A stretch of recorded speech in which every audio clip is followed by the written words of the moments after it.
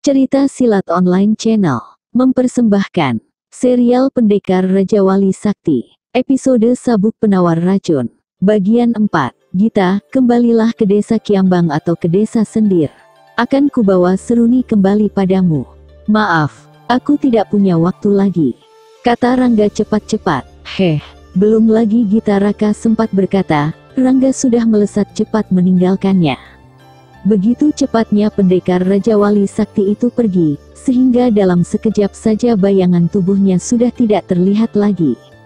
Ilmu meringankan tubuh yang dimiliki Rangga memang sudah mencapai taraf kesempurnaan, sehingga kecepatan berlarinya sukar untuk diikuti mata biasa. Rangga berlompatan dari satu puncak pohon ke puncak pohon lain, sedangkan pandangan matanya tidak lepas ke arah bayangan hitam yang melayang tinggi di angkasa. Dengan mengerahkan seluruh ilmu meringankan tubuhnya, pendekar Raja Wali Sakti itu berusaha mengikuti benda hitam yang dilihatnya, dan dikenalinya sebagai Raja Wali Hitam, pasangan Raja Wali Putih tunggangannya. Dia terbang sendirian. Di mana putri Raja Wali Hitam? Gumam Rangga bertanya dalam hatinya sendiri. Dengan menggunakan aji tatar netra, Rangga mampu melihat jelas Raja Wali Hitam. Memang, di punggung burung Raja Wali raksasa itu tidak ada penunggangnya. Pendekar Raja Wali Sakti itu terus berlompatan dengan kecepatan penuh, mengikuti arah yang dituju Raja Wali Hitam. Kragehaka, Raja Wali Hitam rupanya mengetahui kalau dirinya diikuti. Dia menoleh dan langsung berbalik dengan cepat. Bagaikan kilat, burung raksasa itu meluruk deras ke arah pendekar Raja Wali Sakti.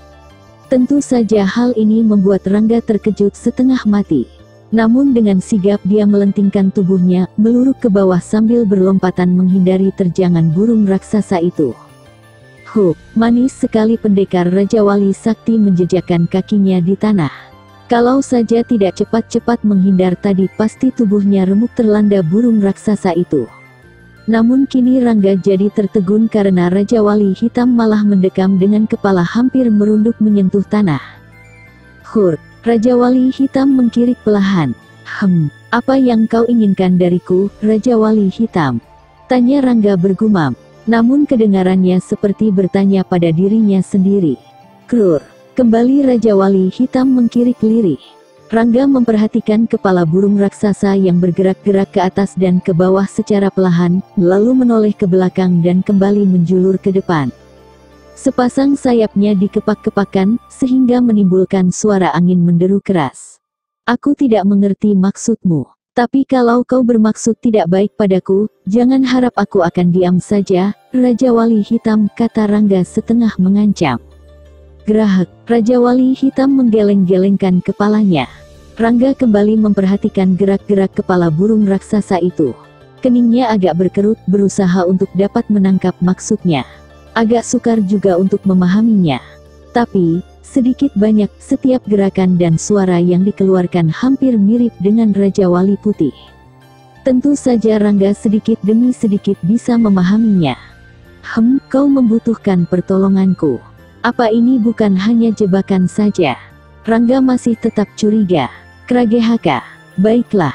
Tapi kalau kau berniat buruk, aku tidak segan-segan membunuhmu, Raja Wali Hitam. Gerahak, pergilah dulu, aku akan mengikutimu. Raja Wali Hitam mengegoskan kepalanya ke belakang, dan mematuki punggungnya sendiri. Rangga bisa mengerti kalau burung raksasa itu menginginkan agar dirinya naik ke punggungnya. Sebentar pendekar Raja Wali Sakti itu berpikir, tapi kemudian melompat juga ke punggung Raja Wali Hitam. Kragehaka, dengan beberapa kali kepakan sayap saja, Raja Wali Hitam sudah membumbung tinggi ke angkasa. Dan Rangga terpaksa berpegangan erat pada leher burung raksasa itu. Kalau biasanya dia menunggang burung Raja Wali Putih, tapi kali ini menunggang pasangannya, Raja Wali Hitam. Rangga tidak mau lagi banyak bicara. Raja Wali Hitam terus terbang dengan cepat menuju ke satu arah yang belum pernah dikenalnya. Kecepatan terbang Raja Wali Hitam sungguh luar biasa. Dalam waktu yang tidak berapa lama, sudah berada di atas sebuah lembah yang sangat aneh. Lembah itu seluruhnya berwarna merah bagai terbakar. Pohon, batu, dan tanah di lembah itu semuanya berwarna merah. Udaranya pun sangat panas menyengat. Rangga tidak tahu apa nama lembah itu. Lembah yang sangat aneh. Di sekelilingnya tidak ada kejanggalan. Pohon-pohon tetap berwarna hijau pada daunnya. Bahkan begitu subur dan rapat. Hanya lembah itu saja yang berwarna merah bagai terbakar. Kening Rangga agak berkerut begitu merasakan Raja Wali Hitam menukik turun, dan makin berkerut lagi begitu melihat sebuah bangunan besar dan megah. Letaknya di tengah-tengah sebuah danau yang ada di lembah itu. Kragehaka, Raja Wali Hitam berkaukan keras. Hup, Rangga melompat turun sebelum kaki Raja Wali Hitam menyentuh dasar lembah itu. Sejenak pendekar Raja Wali Sakti itu memandangi bangunan di depannya. Sebuah bangunan yang sangat besar dengan daun pintu dan jendela yang juga besar ukurannya. Bangunan yang seluruhnya berwarna merah ini bagaikan sebuah istana yang dihun raksasa, dan anehnya, letaknya tepat berada di tengah-tengah danau yang airnya juga berwarna merah. Asap tipis mengepul dari permukaan danau itu. Kreek, Rangga sempat menahan napas juga saat pintu berukuran sangat besar di depannya terbuka sendiri. Raja Wali Hitam segera melenggang masuk ke dalam.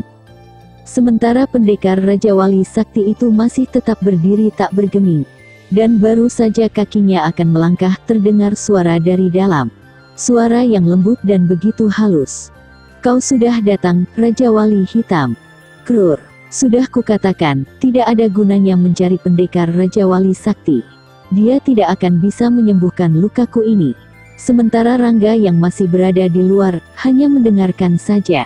Dia kini tahu kalau putri Raja Wali Hitam ada di dalam, dan dalam keadaan terluka. Dugaannya sudah pasti, wanita itu membutuhkan pertolongan untuk menyembuhkan lukanya. Tapi ini membuat Rangga ragu-ragu, karena belum yakin kalau putri Raja Wali Hitam berada di dalam golongan putih. Namun Rangga segera teringat dengan salah satu ajaran pendekar Raja Wali, yang dibacanya dari buku peninggalan tokoh besar yang hidup 100 tahun lalu. Sebagai seorang pendekar, menolong orang lemah adalah satu kewajiban. Lebih-lebih jika orang itu dalam keadaan terluka dan benar-benar membutuhkan pertolongan.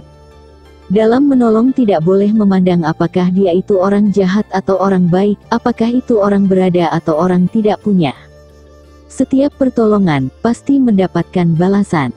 Dan tidak boleh menyesal jika tidak menerima balasannya. Pendekar sejati tidak selayaknya mengeluh akan balasan. Ada satu kalimat yang tidak pernah terlupakan Rangga sampai saat ini. Jika tangan kanan memberi, tangan kiri tidak boleh tahu. Membantu seseorang bukan untuk mengharapkan imbalan. Mengingat semua itu, hati Rangga menjadi mantap. Maka diayunkan kakinya memasuki bangunan besar bagai istana raksasa itu.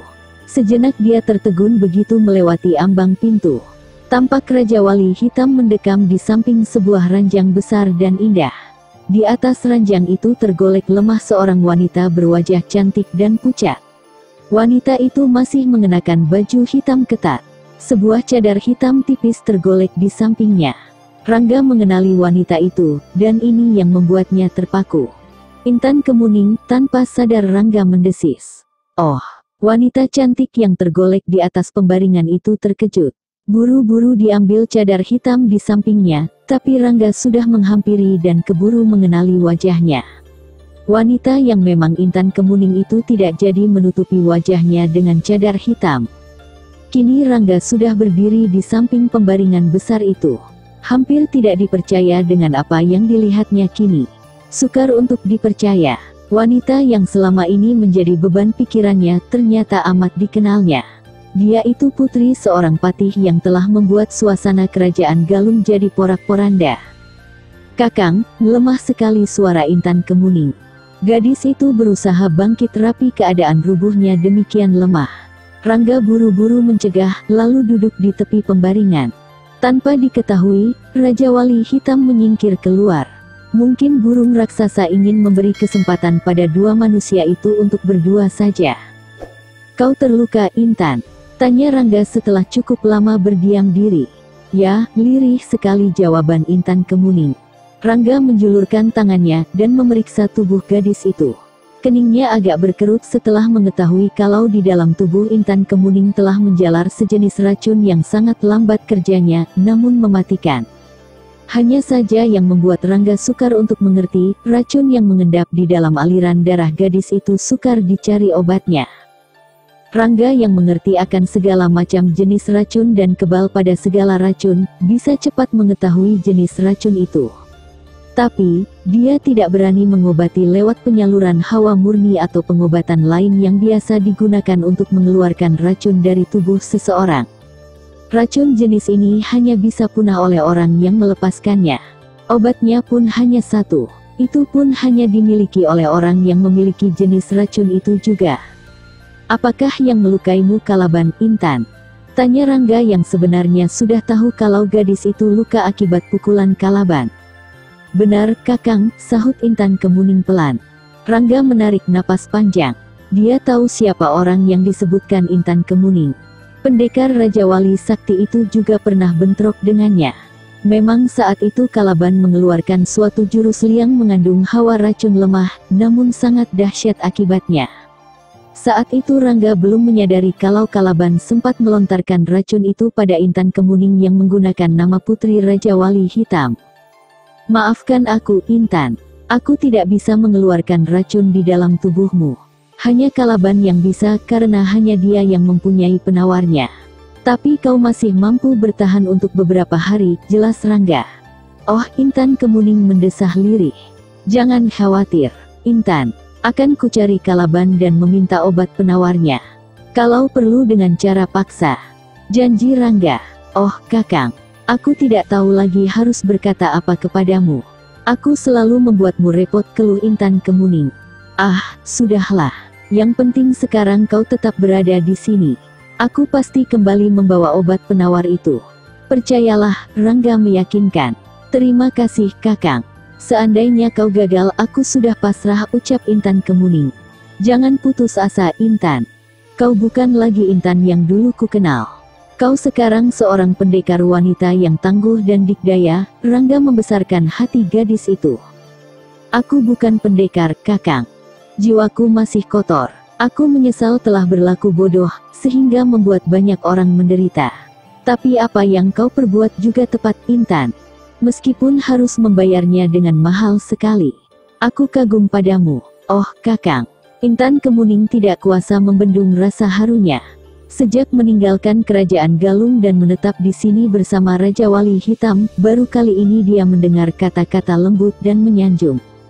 Biasanya yang selalu didengar hanya caci maki dan sumpah serapah orang-orang yang menyesali perbuatannya. Mengundang tokoh-tokoh rimba persilatan dan mengajaknya bertarung dengan hadiah yang sebenarnya tidak perlu diucapkan. Saat itu Intan Kemuning memang terlalu jumawa akan dirinya yang katanya telah menguasai berbagai macam ilmu olah kanuragan dan kesaktian.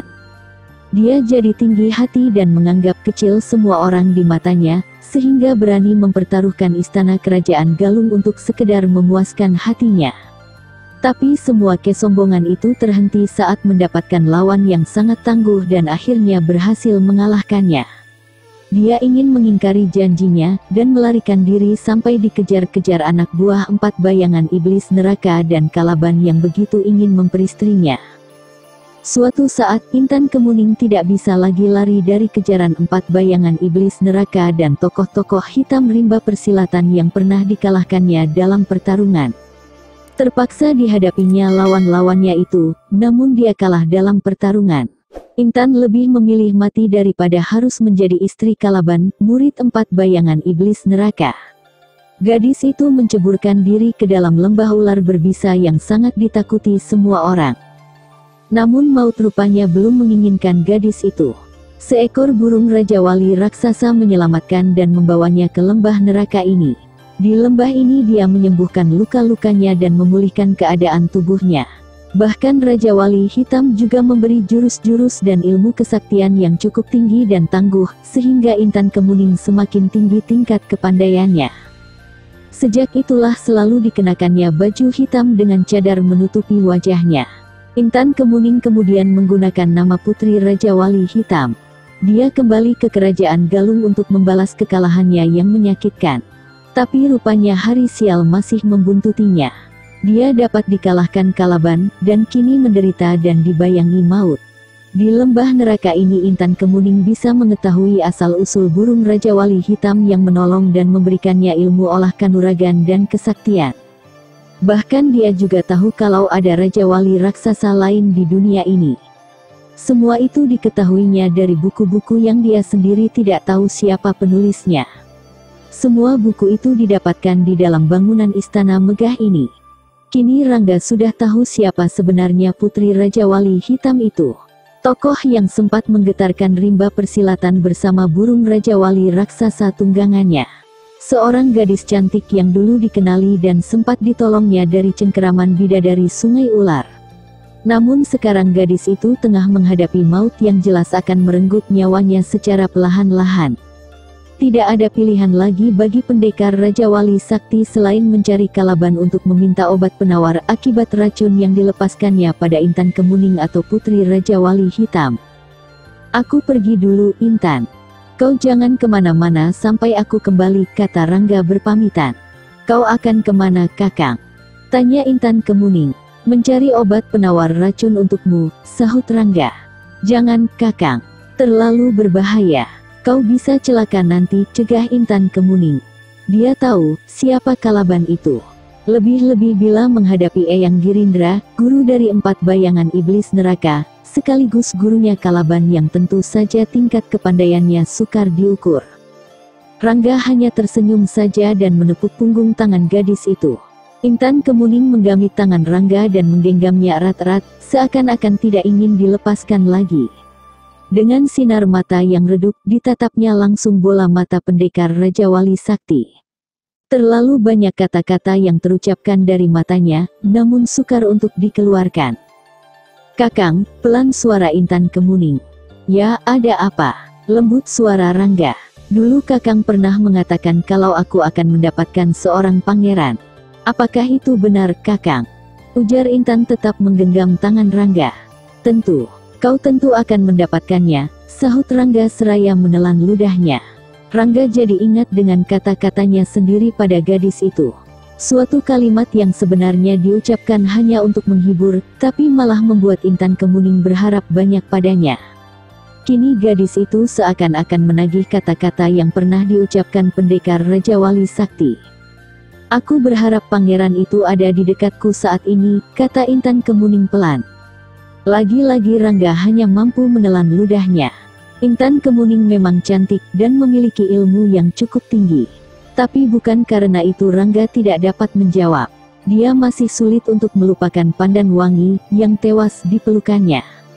Gadis yang pertama kali membuka pintu hatinya. Dan sekarang Rangga tidak bisa memberi harapan pada setiap gadis. Hatinya seakan-akan telah tertutup rapat untuk gadis manapun juga. "Kau masih terlalu lemah, Intan. Istirahatlah dulu. Aku pasti kembali membawa obat penawar racun itu," hanya itu yang bisa diucapkan Rangga. "Kakang, jangan terlalu banyak bicara. Kau harus menghemat tenaga," potong Rangga cepat-cepat. Intan Kemuning diam. Didekatkan tangan pendekar Raja Wali Sakti ke bibirnya. Dengan lembut dikecup jari-jari tangan pemuda itu.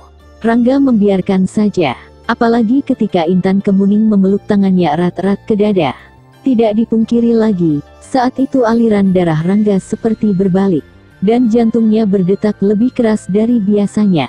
Rangga tidak ingin berlarut-larut dilepaskan tangannya dengan halus, lalu beranjak berdiri. "Aku pergi dulu, Intan," bisik Rangga lembut. Intan Kemuning tidak menyahut. Namun dari sinar matanya yang redup, dia berharap banyak pada pendekar Raja Wali Sakti itu. Rangga bergegas berbalik dan melangkah keluar. Raja Wali Hitam sudah menunggu di depan pintu bangunan megah bagai istana raksasa itu. Tanpa membuang-buang waktu lagi, Rangga bergegas melompat naik ke punggung Raja Wali Hitam. Tanpa diperintah lagi, burung raksasa itu melesat tinggi ke angkasa. Namun baru saja melewati tepian lembah neraka, mendadak dia menukik turun dengan deras. Rangga terkejut karena sayap Raja Wali Hitam terkatup rapat. Buru-buru dia melompat turun sebelum Raja Wali Hitam mencapai tanah. Lalu, dengan mengerahkan jurus ekor naga melibat gunung, disangganya tubuh Raja Wali Hitam sehingga tidak jatuh keras ke tanah. Krur, Raja Wali Hitam mengkirik lirih. Rangga segera memeriksa tubuh burung raksasa itu. Terlihat ada luka memar pada bagian sayap kanannya. Dan luka itu berwarna merah kebiruan.